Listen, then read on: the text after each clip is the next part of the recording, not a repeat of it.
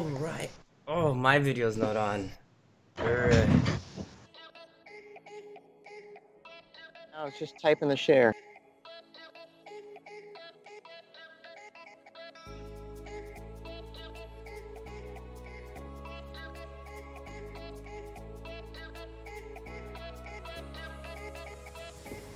All right, here we go. We are good to go. All right, good morning and hello. Welcome to the Coaches Corner, brought to you by the Endurance Lab, where you can join the coaches live and unscripted as we recap the week and answer your questions from the forum. My name is Jason Flores, one of your Endurance Lab coaches, and today I'm joined by coaches Taya Friedstead, Ian Murray, Mitch Jangerman, and our nutritional therapist, Andrea Cullen. We do have a special guest. You do notice there's 6 windows in the screen. I'm going to pass it over to Ian here to introduce our special guest today. Hey, good morning, everybody. Thanks for joining in. We have a great guest, and it's not Mitch. That's down there. If you look up in the top right of our screen, he slightly crushed Ironman South Africa, and and that was actually already after he'd qualified. So he's a top age group athlete, and he's got a lot of experience and a lot of knowledge about how you get there and what you do once you get there. Because unlike most people who get to Kona and just absolutely falter, Garen proved his medal on the course multiple times, and it's a pleasure to have him here. Garen, thanks for joining us. Thanks very much, Ian. Pleasure to be here.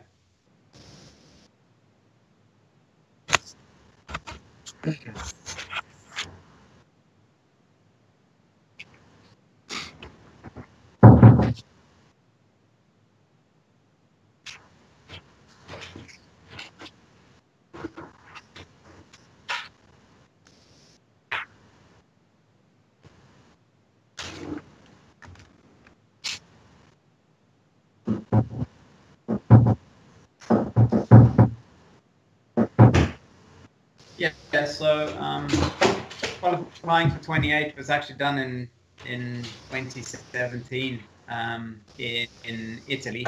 It was, I think, 2 weeks before Kona 2017 Kona 2017. So the idea behind it was to go to qualify and then have a year worth of preparation. So Italy went really well. It was the first time that Italy had hosted the event, so new for everyone.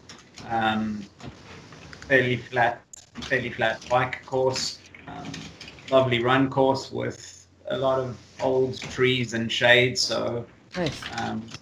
It was grand, and I think about 3 or 4 kilometers of that course was actually in a really nice park. So when you're doing 4 laps, it's nice to have some variance around the course. So you had a lot of spectators around the start, finish, and in the town, and then there were quiet sections through the actual forest itself. Qualifying went well, and managed to, I think, end up second in my age group there. Just missed a sub 9. But happy with that result, and then we had a year to prepare for Kona 2018. If you notice the mild understatement from Garen about, it was qualifying went well, just missed sub 9. He's it's gonna be a little tough to pull out some stuff from Garen, as he's a pretty modest guy. It was actually a really exciting run. So I placed myself in front of an old Italian bar, and all of the staff were invested in it. They were coming out and asking me how he was doing and bringing me drinks. And I had his coach yelling at me on WhatsApp and trying to track him. And you were making ground on first place. It was very exciting. And nerve-wracking. Yeah, if Andrea any testament to when Garen was in Kona, it was just furious fingers typing on WhatsApp the whole 8 or 9 hours that we were all watching together via WhatsApp, just messages and messages. It was pretty fun. So your message. Yeah, go ahead. just on that, the guy who actually beat me there, Massey Raddy, big shout outs to him. He qualified, then went to go and win the European Championships this year. Had a bike crash in London while training. Came back from a broken collarbone. Was in Kona, had a ride with him, great guy and all that, but unfortunately he had another technical on the bike, so was unable to finish it. But you know, he's superb age group, a great guy, and yeah, just as I said, big shout out to him, because it's great to have age groups of his quality on course. You know then that it's going to be a fun day's worth of racing, you know. So Garen, when you went into Italy, did you have specific goal times? Did you have other goals? How did you approach the race from a goal perspective? Yeah, so the first goal is always to qualify, and you know that was the main goal. I have been trying to get under, since 2016, I have been trying to get under the magic sub 9, and Italy was close. I knew when I got off the bike I had a chance, and yeah, the last lap of the run was just hang in there. I don't think I've actually been as sore during a run in my life, but kind of just couldn't quite get there. But yeah, and it's lessons learned and build from there, I guess. So yeah, the goal was always to qualify. I try and do 1 year off. In other words, a big build year. I'll go back to base training now too for 2019, and hopefully can put something together then for 2020. Yeah, so you were talking about qualifying times. If we broke that down, I know definitely we're talking around the 9-hour time, but just to give some of our viewers some perspective on how long people are swimming and biking and running, what were your split times for the Italy race? Yeah, so Italy was a 53 swim.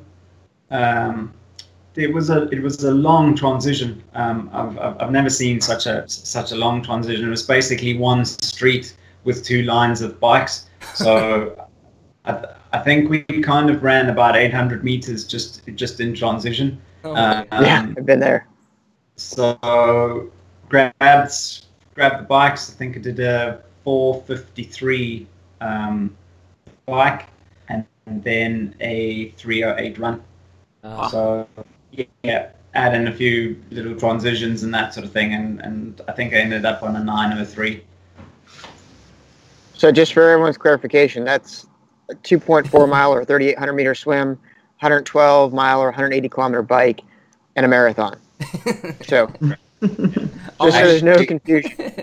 And I don't like to harp on the fact, but it ended up being 185 kilometers. The actual ride. And the worst part is I saw the 180 kilometer board, and you couldn't even see the town yet. So it was this mental block. It's like I've got 5 kilometers to go. I can't even see where transition is yet. But yeah, it is what it is. Yeah. That's always rough when your odometer clicks past the race, and you're like, wait, I'm supposed to be done. Why am I still on my bike? I just see it's like this. You're like, wait, what? What's going on? Like, oh my god. Okay, all right. So let's see. Is this your first time to Kona? It's third time to Kona. Wow. So 2014, 2016, and 2018. 2014 was meant to be a once-off, qualified for Kona, happy to be there. And I think 6 months afterwards, I kind of thought to myself, well, if I put a bit more effort in, maybe I won't just be going to Kona to make up the numbers. So yeah, kind of had a chat with the coach, sat down with Andrea and said, well, you know, let's give it one more go in 2016. Let's refocus on a whole lot of things, all my weak points, which actually was the cycling side of things. My running hasn't improved that much, but I was always comfortable running, and I've always kind of swum just sub the hour. So we did have to look into the whole cycling thing. I'd also just met Andrea and kind of moved to Europe. So winter European training was, you know, had to get used to things like indoor trainers. Had to get on an indoor trainer. You know, hadn't done much of that at all. So having a look at what the European triathletes were doing, it was essential that I spent the winter months in the dark room by myself, working hard. So yeah, and it's really quick to clarify that, riding his bike, people, get your minds out of the gutter. I was like, everybody moving to Europe now. Freaks. I like that Garen slipped in that we're gonna go before he made the move. It sounds like, so it was like in the contract that I'll make the move if I can still go to Kona in 2016. This is the conditions. This is what's gonna happen. How we got 2018 in, that's a whole nother story, I'm sure.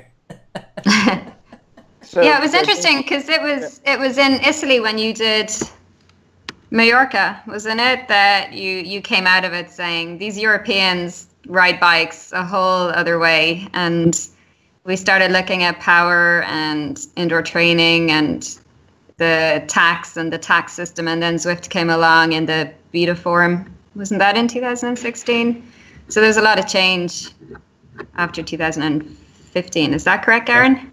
Yes. So 2015, I did Mallorca. Didn't actually qualify in Mallorca. Again, went there thinking, you know, should be able to qualify. I think I ended up about 17th or 18th in my age group, which was well off the qualifying, and knew then that if I was going to qualify in Europe, I would you know, I would have to spend a lot of time on the bike.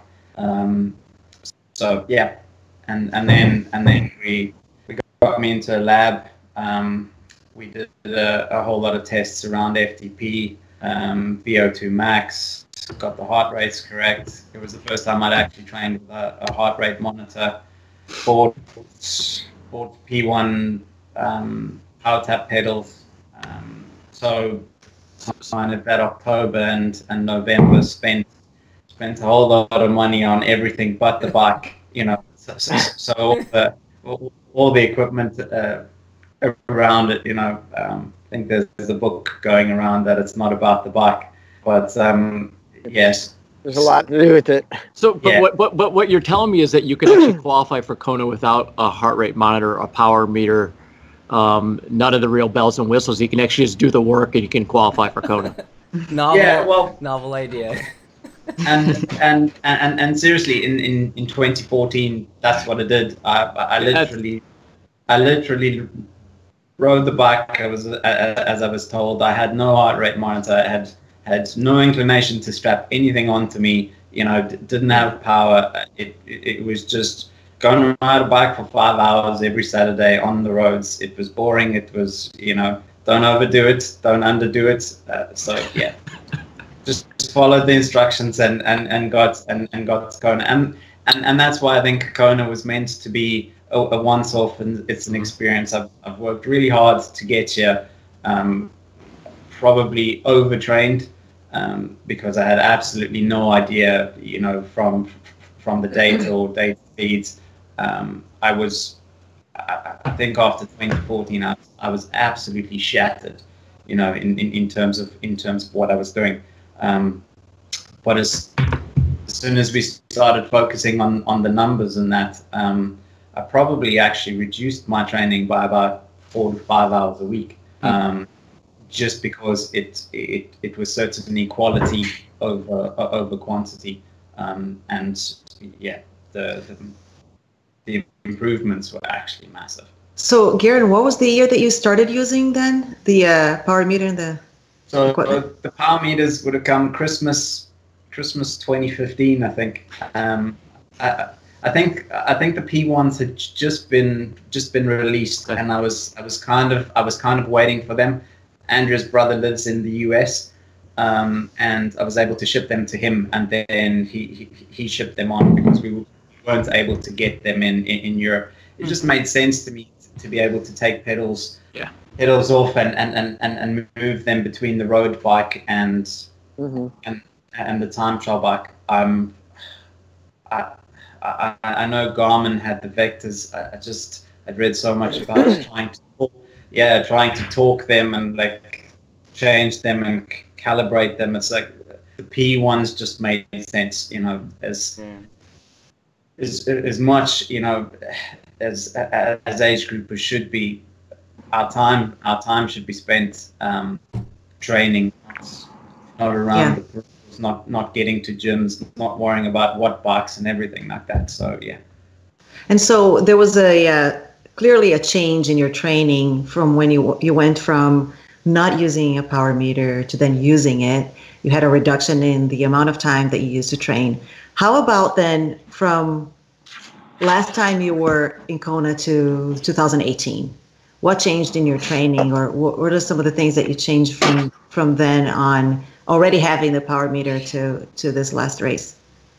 So the bike has been good progress, right? And we've continually worked on the power sessions, the interval sessions. I have also included. So Zwift has a 160 kilometer ride on a Saturday with a group of guys, whereas 2016 I was probably just getting 2.5-3 hours on the long ride, because I can now sit in a zone for the 4 hours with a bunch of like-minded people, you know, and the fact that you can message each other on Zwift, and there's encouragement about, you know, we've only got 3 more laps of this volcano left, you know, just hang in there, and you know, it's made it virtual, if you know what I mean. So it's been doable, and I think I ended up doing about 12 or 15 of those 4-hour indoor sessions. So this year,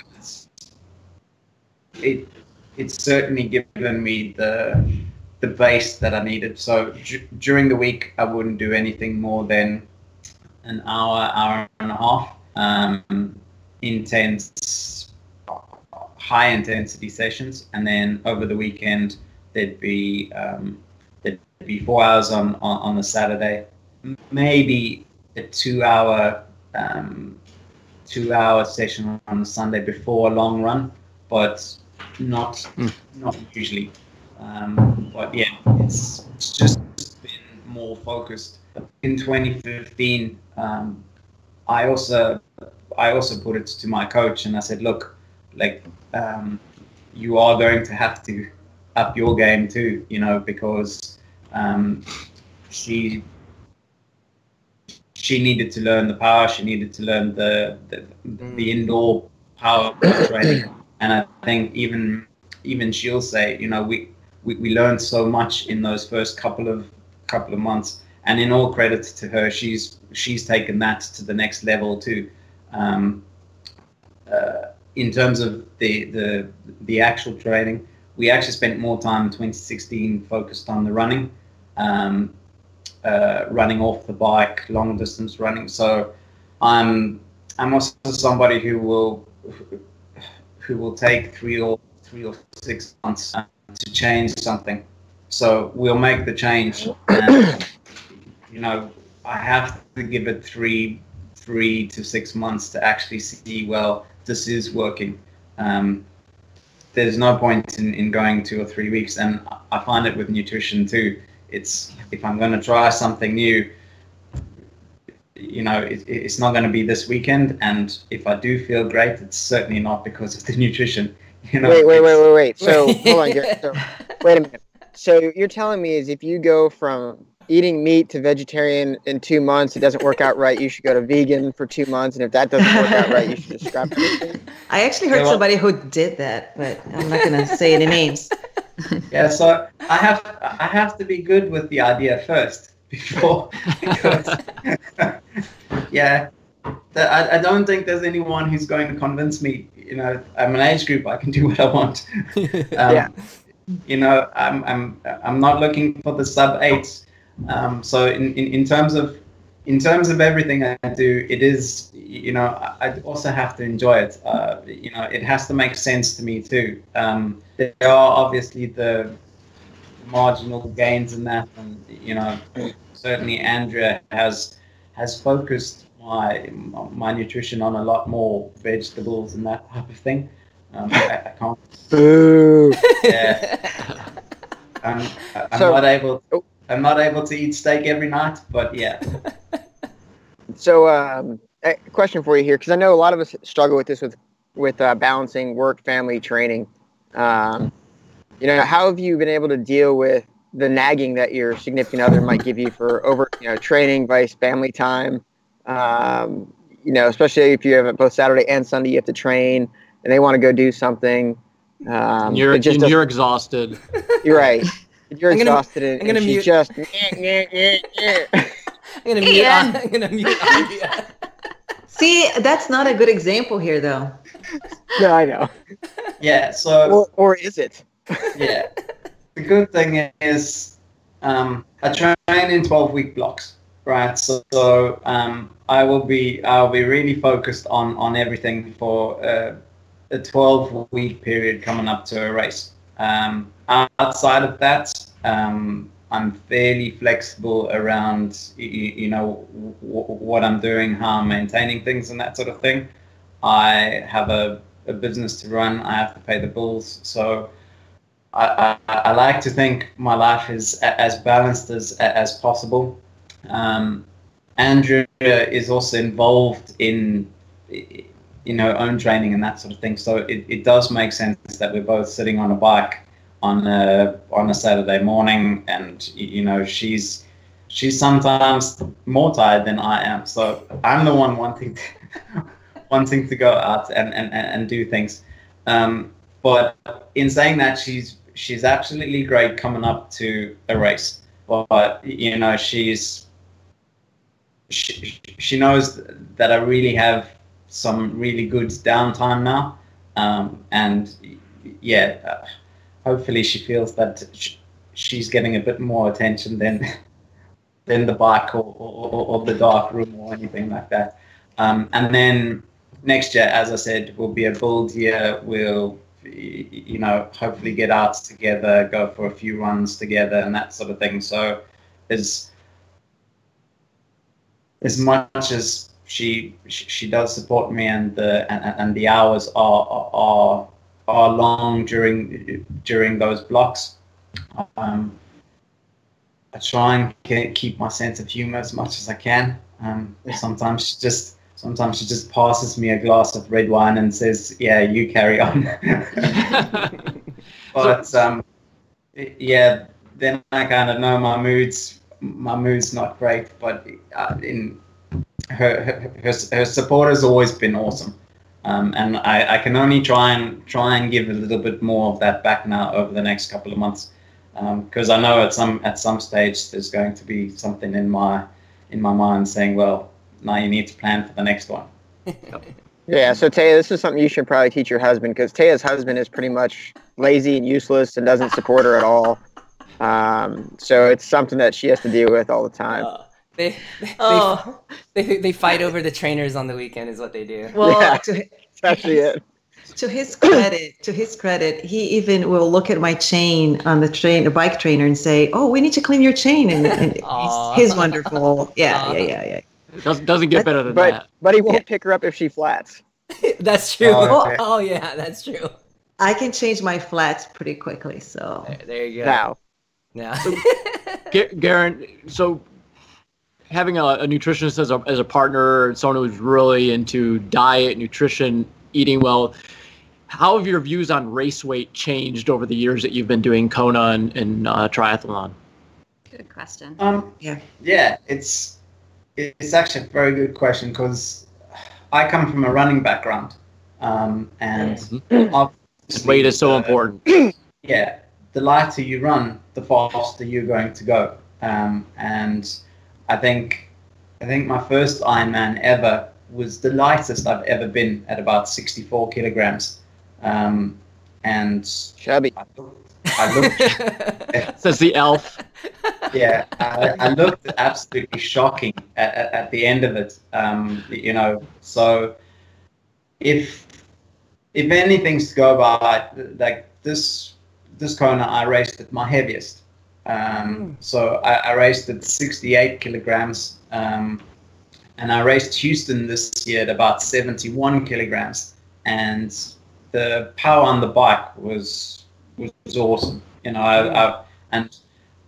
And more than the power of the power of the 5 hours or just sub 5 hours was constant. There was never a drop of power.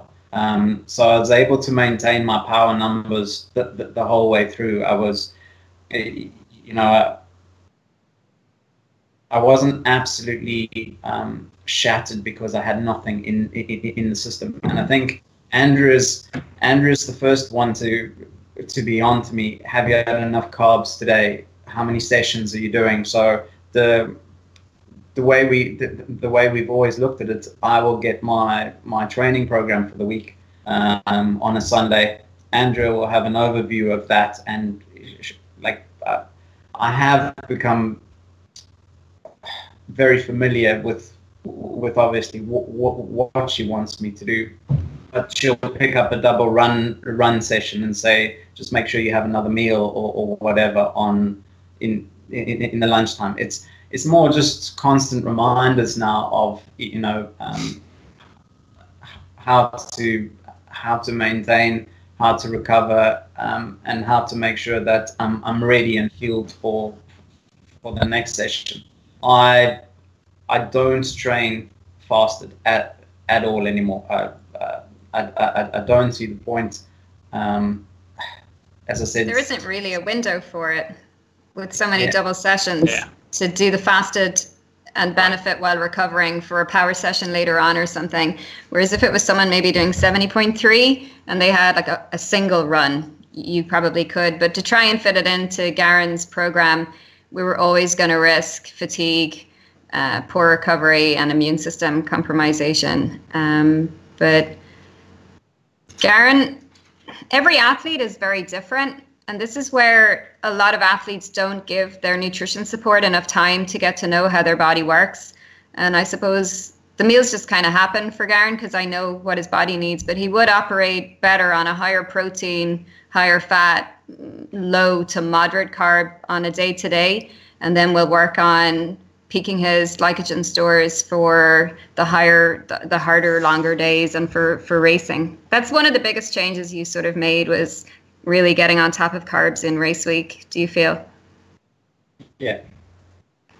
And so does that mean she restricts cinnamon roll intake? There's no junk in our heads. And where does beer fit into this? Oh yeah. Yeah. He's laughing. I love the fact that I can have a few beers at the moment. It's been great, and yes, I really enjoy it, and I enjoy the socializing of the social side of having a beer. I enjoy the relaxing side of it. I really enjoy a beer, and yeah, it's. I like beer. Everyone likes beer. Yeah, I like beer too. Exactly. But he's ready for the Supreme Court. That's what I was going to say. Sorry. Again, yeah, really focused around training and that. So yeah, she's, as I say, occasionally there'll be a glass of red wine that will be forced upon me, and that's really just for my mood. But yeah, pretty good while focused training. But yeah, I'll certainly enjoy a beer over the weekends and that.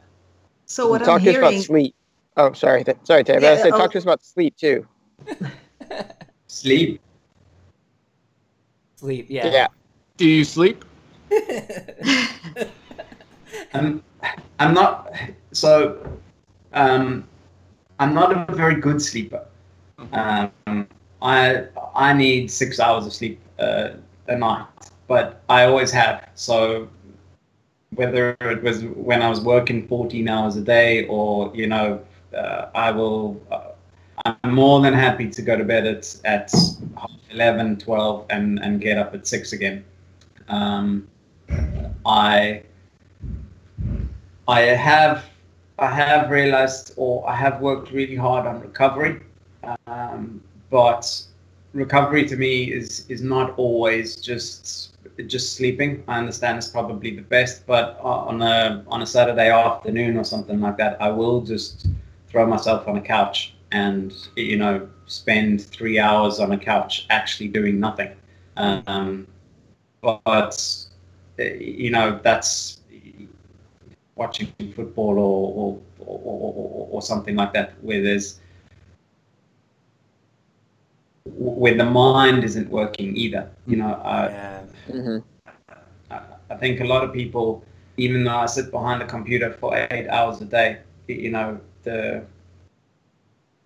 fatigue in that on mental is just as much as physical. And then the mind is forever going around, how am I going to plan this next session? How am I going to fit it in? I'm starting to feel anxious because things aren't going great at work, or so there's that constant fatiguing of just thinking around programs and thinking how you fit in the week. So certainly by Saturdays and Sundays, sometimes I have no choice but to just sit on the couch and do nothing. Yeah. But in credit, one thing Garen is very good at that we would notice in a lot of the athletes that we work as, he doesn't chew over every session afterwards for hours. The mental fatigue is more on how am I going to actually practically fit it in, but then the session gets done and it's done. Like I'm even told to, what are you talking about your session for still? You did it. and I think you saved your energy there. But things were very simple in the house. Like we don't have fancy recovery things. It's just turn your brain off, eat well, rest, sleep. And I have a pulsed electromagnetic frequency therapy table in the clinic, but we're not doing anything more sophisticated than the basics, and the basics well, would you say, Garen? Yeah, I think a lot of it also comes from the fact that I wasn't ever data driven. So during a session, I will know that I've hit the numbers of that session. I don't need to go and overanalyze the fact that yes, maybe one of my intervals was 5 watts down, and what could have been happening today. When I get off the bike, I'm happy that session was done. If the wind meant that I was slightly slow or whatever, I've already processed it while I'm on the bike. And I think that goes a long way in the fact that I spent 6 years or 4 years without any heart rate monitor, without I effectively had a stopwatch, that was telling me I was going 12 k's an hour. But I could look at that and say, well, I'm going downhill now. I should be going 12 k's an hour or 15 k's an hour, whatever it is. So a lot of the processing gets done during the session. A lot of some of the sessions where I just won't hit the powers, and it happens. Like I accept the fact after 2 intervals that today's been a tough day, and it must have been a result of a meeting, or maybe a little less sleep or whatever. So again, it's not overanalyzing those numbers. So I'm certainly not worried about what happens on a day-to-day basis. If that continues for a week, then I'm going to start thinking, okay, maybe there is an issue with my recovery. Maybe I do need to take a bit of time off or slow things down, but certainly not on day to day or session on session. Gary, that's excellent. And I can tell you that as a coach, that's one of the hardest things for a coach to instill in their athletes nowadays when people train with power. There's so much attachment to the numbers and to the day-to-day results. And it's just a great message to have, and you're such a successful athlete. So I'm glad you brought that up. Yeah, I think, and it was a question asked a couple of let's call it a year back or whatever, when I was trying to explain base training and running, on a low heart rate, and everyone was saying, well, how do you make a success out of it? So let's say, for example, I went out for a run and it was a low intensity run, and I had to average 130 beats per minute. My success on that would actually be to average 109. So I was almost running to beat the 130, but beat it in the correct way. So I wasn't looking to do 131. I was looking to do 129, and that it then became almost competitive. Well, I'm going out for a long run now. I have to make it easy, so let's make it extra easy. So that's kind of how I looked at it, and I am very competitive, and that's why I don't link to Strava, because I know that if I'm feeling good on a day, I'm going to break myself to try and even yesterday I almost fell off the bike doing a Zwift session. Now there's no consequences or anything like that, but when you're actually training, you do have to focus on the fact that I've got another 14 hours this week to go. So if on Monday I'm not hitting my numbers because the weekend was long and might have done a bit of gardening or something like that, so the body is slightly overly tired, I still have to do 14 hours this week, and breaking myself on this 1 hour Zwift session is not the way to do it, and it's everything that you come off the bike, you've been low, so you go and put a little bit more fuel in. You maybe have the dessert or whatever that you've been wanting for a couple of days. Have an extra scoop of ice cream or something like that. It's just to get you prepared then and in the best shape as possible for the next 14 weeks.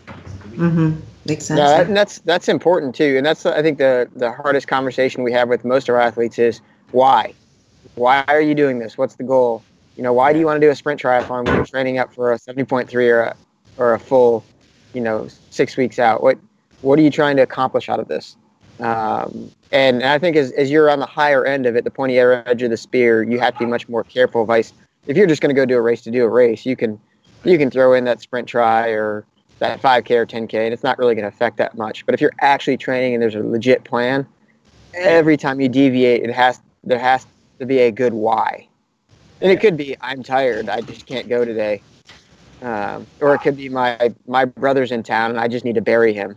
But the why has to be sufficient enough to deviate from your training plan. Yeah. I think that's where most of the nagging happens at home. It's just the little checks, like, how are you feeling? Do you think you should be getting up at 5 this morning for a session, or do you think you need that extra hour? It's just the little checks to make sure that Garen's health stays strong, so that we have consistency in the training. Which I would hope most athletes will give you enough time to get to know their bodies. Like, I know that playing a long flight might affect Garen's immune system. So now he travels with herbs to keep his immune system strong.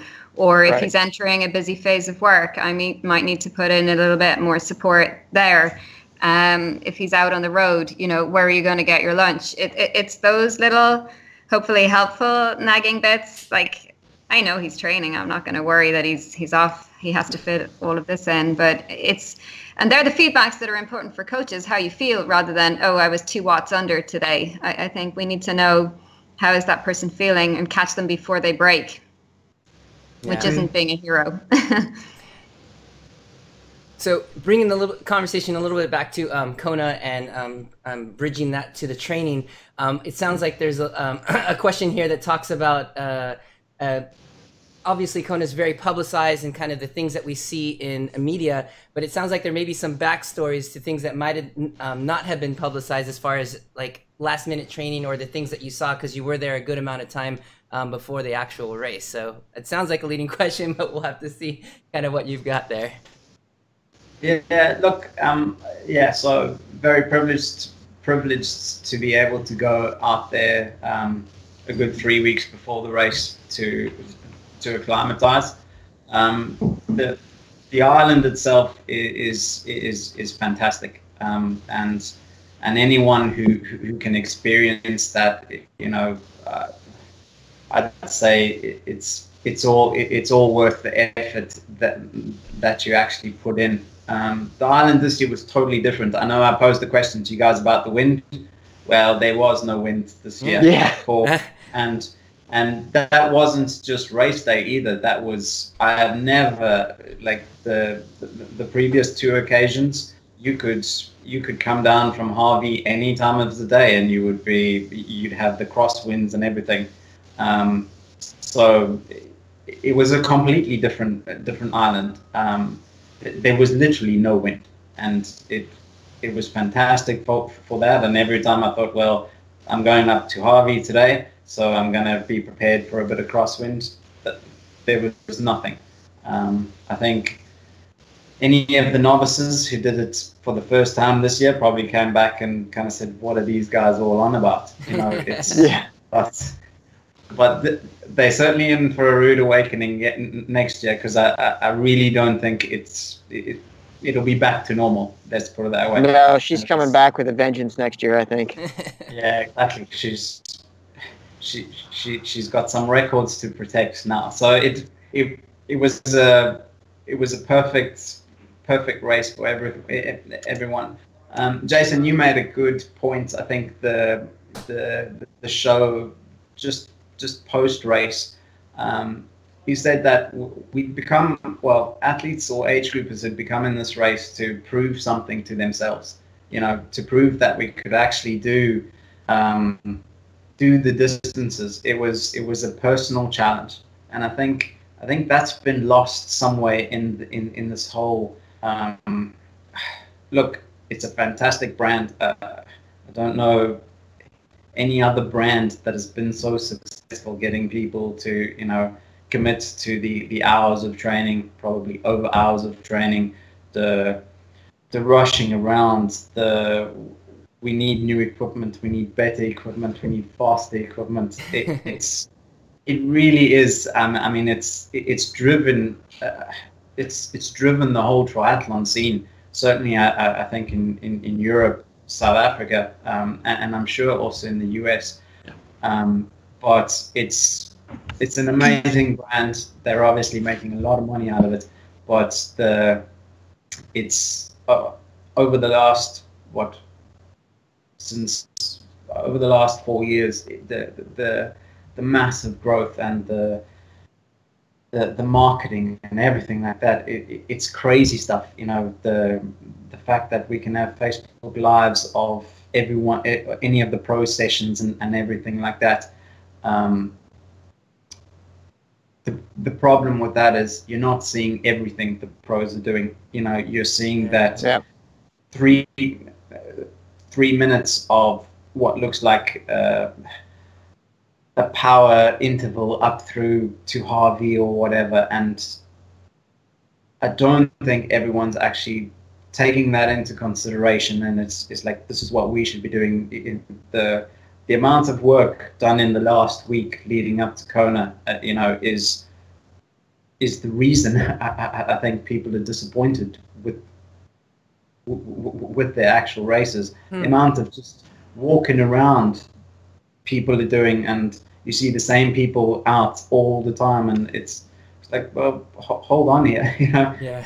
When you actually resting, and if you look at the top age groupers and that sort of thing that I would have come across, they weren't at parades. They weren't at all the underpants runs and all that sort of thing. You know, didn't see anyone doing that, and I think that's basically where you know so much of Kona is now just the marketing, the media. I was here trying to get autographs from pros and everything like that. Look, again, it's fantastic, and I was actually staying with two guys who it was their first experience, and certainly on my first in 2014, my first Kona, I certainly went to go and do the underpants run and everything like that, because you do have to be part of that. It's just everything in a race week when you're competing in the World Championships, it just doesn't really make sense, you know. So again, they only have a week, but the amount of stuff that's put into that week, and then guys are still running up and down Alihi Drive every morning, and it's difficult to watch. Yeah. I can only imagine. I mean, you've got weeks and weeks. I mean, even you for, you know, having a year's worth of build training, and you're seeing guys in the last, like, you know, 11th hour, essentially, you know, the 7 days before a race, like hammering up, you know, up the hills and, you know, just drilling themselves into the ground. Like, I just don't see how, you know, with the length of the race that you guys are racing, that how that could be useful, you know what I mean, that we're seeing in the media. So Jason, so you're saying a 7 to 7.5 hour brick workout a week before Kona might not be a good idea? I don't know too much about doing stuff off the bike, but I don't know if that's the right thing to do. Yeah, and everyone has their programs, and you know, I think everyone's really excited. It's race week. It's an awesome place to be. It's just you do, and again, it's. I knew for registration, for example, I'd be walking down 30 minutes, walking back 30 minutes. So take that off my 2 hour ride, and it was an easy ride, but take that hour off my 2 hour ride and make sure I just spin it out for an hour rather. So it's trying to work everything into a consistent week. Wow. And I mean, the amount of time that everyone spends getting there, it's that week that ruins it. But if you think, some people have been training for the entire year, they've been focusing on, you know, and suddenly that's all blown in the last week. People are frustrated. They're angry. The number of people on the bikes, you know, coming past you, you know, asking you to keep left. It's like it was like we were already racing. You know, and it's groups of guys and all that sort of thing. So again, everyone's really excited, overly excited. I think you know, it's just to try and calm that all down, but that's what it is. Excellent. So I do have a couple rapid fire questions about training equipment and preparation. Just kind of quick answers for these. What % of the bike do you feel in let's say the 12 weeks leading up to the race that you spent indoors versus out on the road? You gave us a little bit of, but what would you say percentage-wise that was? All of it. All of it. It's 100%. So, yeah. So up is from the time I arrived in Kona. Obviously, I didn't have access to an indoor trainer, but everything in Ireland was based on an indoor trainer. There were 1 or 2 races between Texas that obviously I've got to be outdoors for, but all my training was 100% on the trainer on Zwift. Awesome. So I've racked a few miles. There you go. Well, do you know your FTP coming into Kona? Oh, did we miss that? Your FTP coming into Kona? 4.2. 4.2. Thank you. Wow. And then you mentioned height and weight. Your height and weight coming into Kona as well. So weight was 68, 69 coming in, and I'm 175. Very nice. And could you tell us a little bit about your bike setup? What bike you ran, and then the tire and wheel setup? Yeah, so BMC Time Machine 1 or whatever it is. I love it. I love it. Yeah, I have Shimano Ultegra on that, 5338 on the, and it's Di2. I run Zip NSWs, the 808s. I have a ISM saddle, and I have bottles. I don't bottles in cages. I don't have a fueling system or anything like that. Yeah, that's awesome.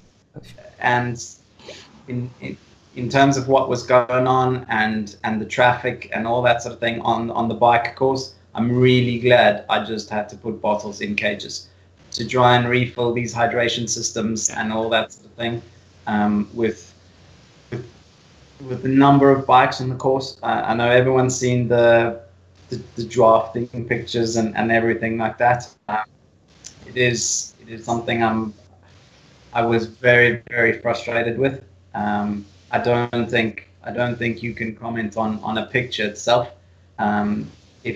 If you know the drafting rules and all that sort of thing, a picture to point out drafting doesn't make any sense at all. You certainly need a video of at least a minute's worth of passing maneuver, and in a minute, at even 30 kilometers an hour, you're traveling 500 meters. So one picture coming into an aid station with everyone trying to grab a bottle, with everyone trying to put liquid in there. It was grab a bottle, go as wide as I possibly can, and finish it off like that. I actually came off in Texas this year at an aid station when a back marker, it was a 2-lap course, back marker just pulled across the road, and I went straight into it. So there was, again, it's not her fault. She's just trying to manage her own race and that sort of thing. But just to be aware of of that, and that's why the bottle cages work really. But no, you can't.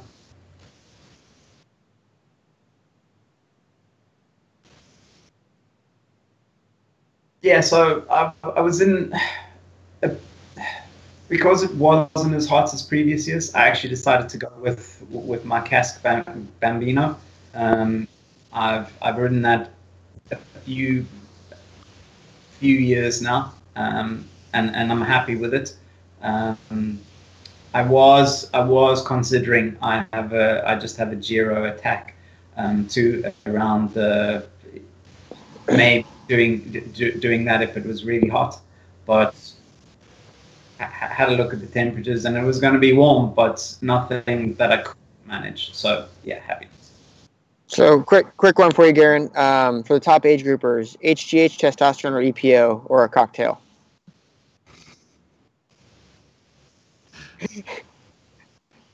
And at what point did you back off the drugs? Yeah. When I met Anja. Yeah. Then it all turned into herbs. That's right. That's right. Yeah, I think. Look, again, I've gone down the line of innocent until proven guilty. Yeah. I know it's happening. I'm competitive enough, I think. Without it, I enjoy racing the guys around me. I certainly know some of them are totally against it. But it is happening. People are getting caught. So it's about testing. It's about constant testing. Unfortunately, that costs money and time and all that sort of thing. But until it's much like the drafting, you know, and this comes into the fact that Ironman is a private brand. You know, they don't actually have to do anything about it. It's until Ironman starts, you know, focusing on this, want to listen to the athletes and all that sort of thing. It's going to be as it is. There'll be a few people tested, and that's what we've got. But Did you see much evidence of testing this year? You were tested in 2016. Did you see many people getting pulled aside at registration this year? Yeah, so there were definitely two guys that were being pulled through the back doors of the hotel.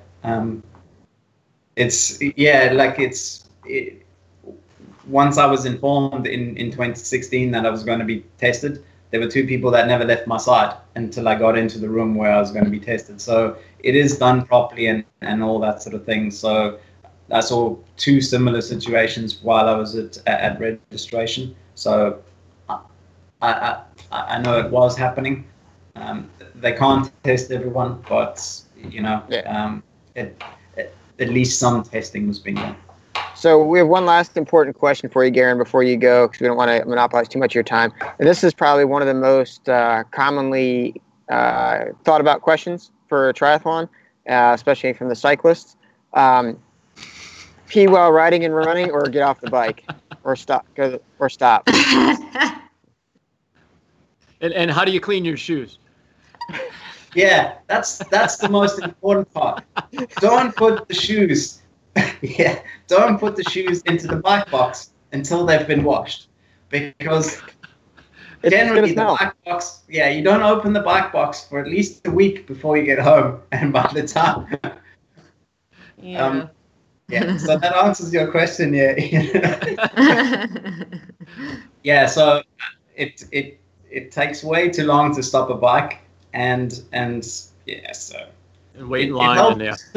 It helps with the drafting for a while too. You know, you just wait until someone's close enough. You'll soon sort them out. But I think one of the rules was you weren't allowed to urinate. I think that was the exact word in the transition tent. So like, man, all I got to do is run through this tent and I'll be fine.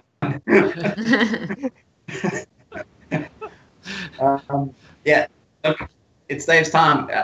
Again, I have a one-piece tri-suit. It's very difficult to take that off, and this is. Yep, I'm with you.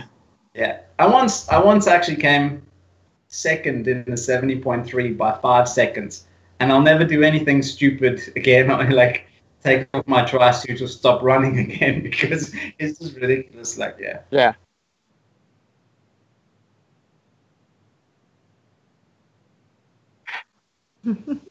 Hey, Jason, there's whole threads devoted to this subject on various boards. I mean, the man hours devoted to peeing on the bike are insane.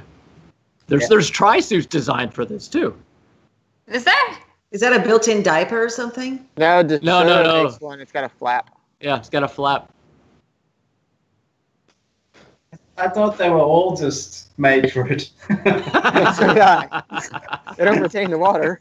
It seems to work very well in everyone I've done it in. So it does help. It does help when you know you got an aid station nearby. Then at least you know it's. Yeah. Anyway, let's leave. Let's leave it.